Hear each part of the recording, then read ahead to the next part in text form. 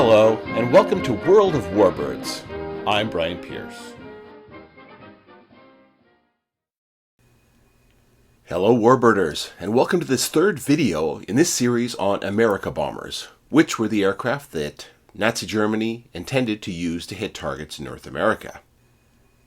So far in this series, we've looked at Messerschmitt products, and last week we wrapped up by saying that the actually flying Me-264 had been spurned by the Luftwaffe for the Focke-Wulf Ta 400, even while the 400 was still only on the drawing board. So let's see what got their attention and turned their heads.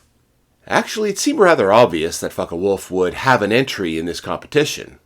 They already had experience in building an operational long-range transport with their Focke-Wulf 200 Condor, which is, in my humble opinion, one of the more beautiful aircraft of the World War II years, or any era for that matter.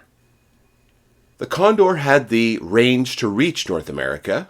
It already had. It was the first airplane to fly non-stop from Berlin to New York City, which was a flight of about 4,000 miles, on the 10th and 11th August 1938 in 24 hours and 56 minutes. In 1941 and 1942, Focke-Wulf had already begun working on an updated replacement with the FW-300. This very sleek airliner was to carry 50 passengers in speedy 395 miles per hour comfort for ranges of up to 5,600 miles. The new airliner would be a low-wing, all-metal aeroplane with pressurized cabin and a very smooth forward fuselage and a nose that looked like a Boeing 307 Stratoliner and an FW Condor had been left alone in a hangar overnight. Planned range was 5,600 miles.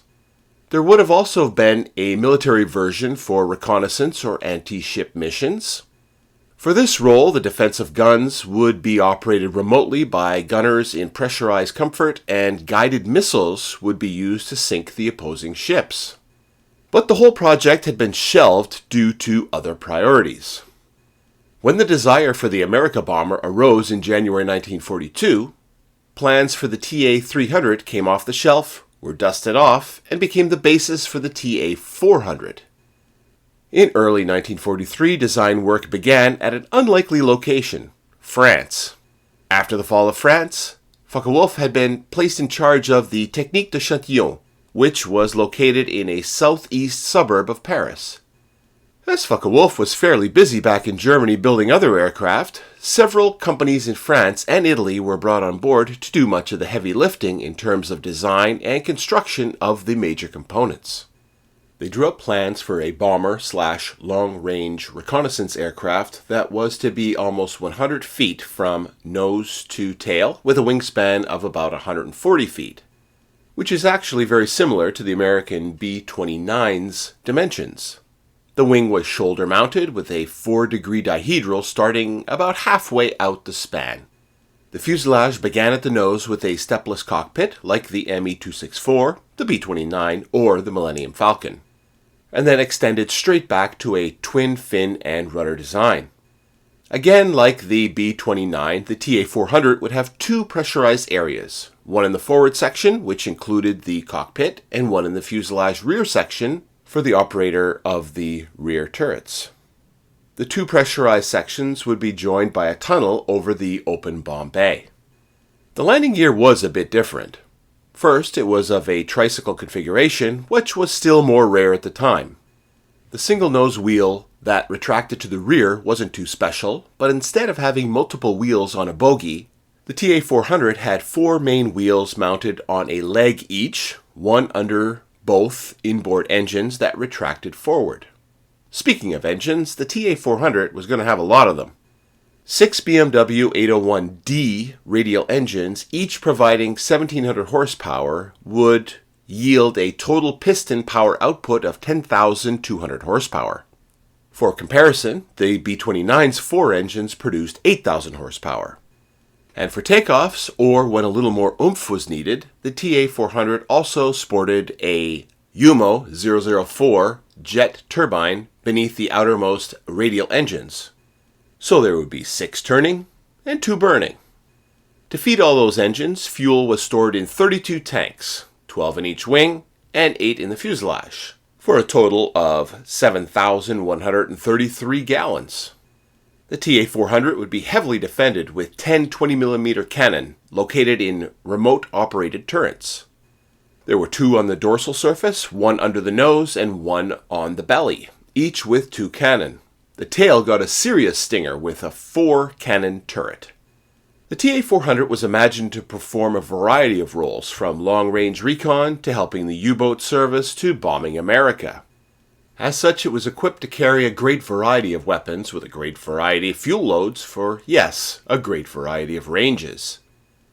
Maximum bomb load was to be 24 tons. That's 53,000 pounds. Although this would come at a cost to range, being only about 2,800 miles.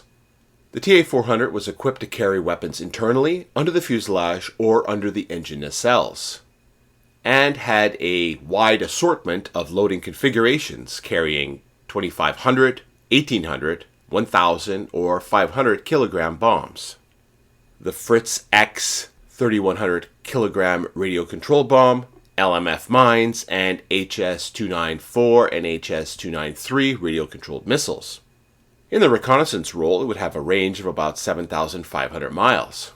With a lighter bomb load, it would have been able to hit New York City from the Azores and return. Wind tunnel models were built and tested, and the TA-400 certainly looked very promising. In fact, none other than Ernst Heinkel, who himself was also working on a rival aircraft for the Amerika Bomber project, said that of all the Amerika Bomber designs, only the TA-400 could rival his. And that's saying something. But even with this praise, by October 1943, the RLM had already decided that although the blueprints and wind tunnel testing looked great, there just weren't the resources to continue with the TA-400 program, and on the 15th of October 1943, they notified Focke-Wulf that the program would be terminated. Although it seems Kurt Tank had a hard time letting go and kept his team quietly working on it until April 1944, although they never even built a prototype to test. However, think for a minute about the later American B-29 campaigns against Japan operating out of the Marianas. Now imagine if the gears of time and fate had turned differently. What would have been the effects of fleets of heavily armed and loaded TA-400s operating out of the Azores, bringing fire and fury to the American homeland?